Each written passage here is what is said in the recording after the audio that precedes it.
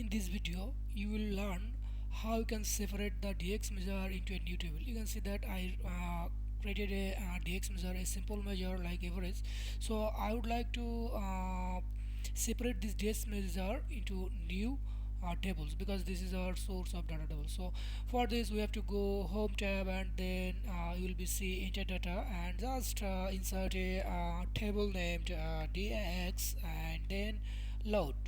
Okay, now new table was created, but this is not the measure table. So I would like to create a new measure over there. I will be just write a simple measure like based on your data you have to write the DX measure. So like I will be write a new measure called sum, I mean total open. Okay, total open, and then sum, like total open, this is, and close the bracket.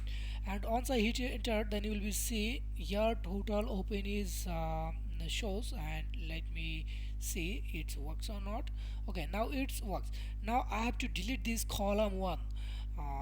Just right click and then delete from model. Yes, now you can see I'll be delete this measure, because all DX measure should be under this DX table.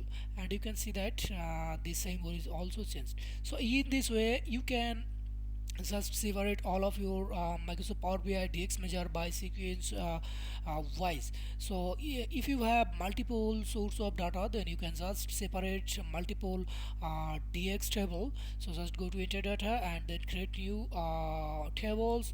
So write a new DX measure, then just delete the existing column, then it will be converted to the new DX table. Thank you.